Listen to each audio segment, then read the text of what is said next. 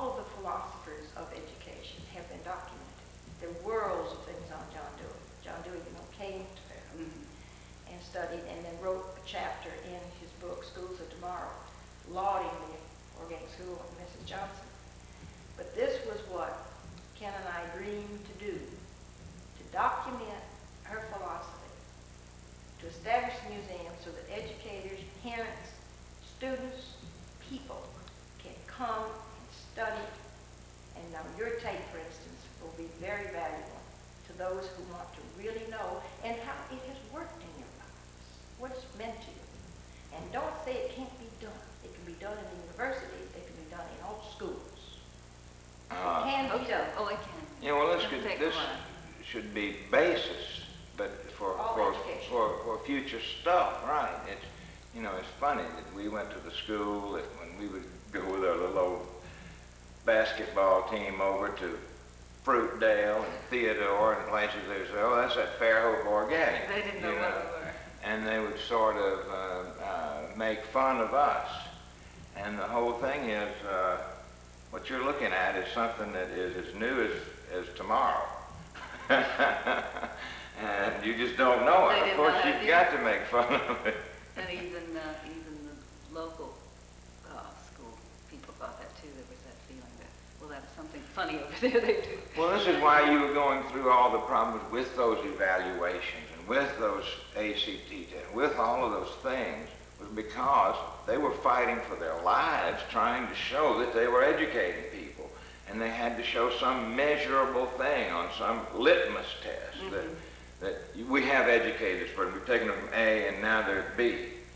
And not just saying, yeah, this is a beautiful young person and they're well adjusted and they're happy and they're smart and they know how to think. Wait a minute, but do they know plane geometry? Well, you know what I'm saying? Oh, I do indeed. So they were fighting for their lives, trying to justify themselves, and that had been the most frustrating thing in the world, because there they were, head and shoulders above all the rest of them as far as what they were doing for us.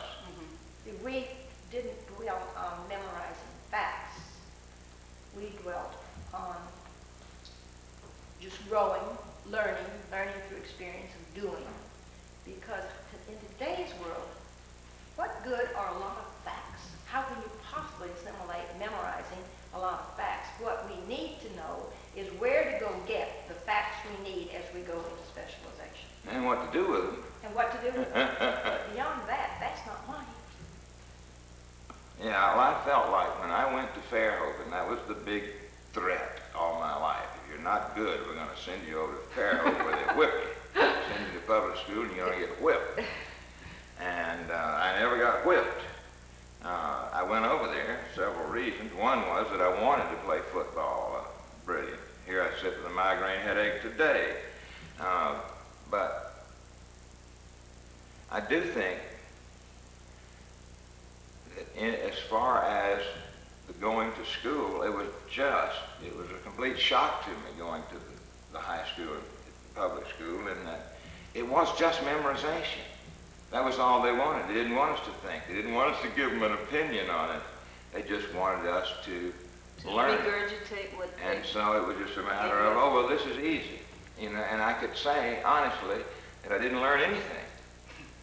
I just memorized enough facts to get on through the school, and of course I made good grades. What you did learn, though, Graham, was excellent in that you learned that what you were learning was not of consequence. What you had learned prior to it was what you were going to do with your life. When I went to college, it was like going right back to organic, because there were not these assignments where somebody saying, if you don't have this tomorrow, we're going to whip you. It was, well, here's all this stuff, and it's all going to be due some future date. Yeah, here's your book list. Right, and with organic, I was ready for that. Okay, that's fine. And my friends that had gone through the public schools were lost. Oh, we don't have anything to do today. You better do something. And the organic was the self-motivated thing. It was the thing saying, okay, I'll go drag those books out and do it.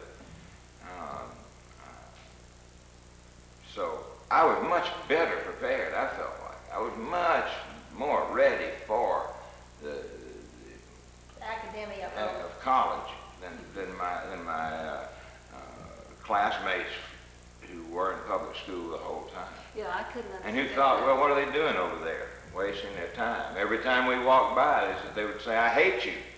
Every time I drive by, I see you guys sitting out on the campus. You look like you're having a good time. Well, we are. That was social studies class, or that was such and such. Oh, yeah. But yeah, we're having a good time. Sit out in It's cool out there. Well, I couldn't understand in college that whole idea of not doing any study until the exam was coming up, and then they would cram like 24 hours a day. They'd just stay up the dorms, everybody be up all night. And I thought, well, why do they do that? Totally mysterious to me. That, You missed it. You you're missed the point. supposed to be reading this all the time. And make your notes, and you go back over your notes and see what these guys said. But I think we probably made the longest tape in history. We got it on extra slow speed. and it's been an hour and a half. Right. Anyway, I think that It is we fun. could go on and on, and it is. We go on. We loved it. Yeah, that's basically it, and we got a lot out of it. Thank you so very much. And Billy's coming. Billy will be home Christmas. You ought to get her. We'll get Billy. Yeah, you should, because she had a lot of different experiences. And she's an educator now in Bedford Stuyvesant, So she, the roughest part of Brooklyn. That would be, she will have a lot to tell us, I'm sure. Have you cut?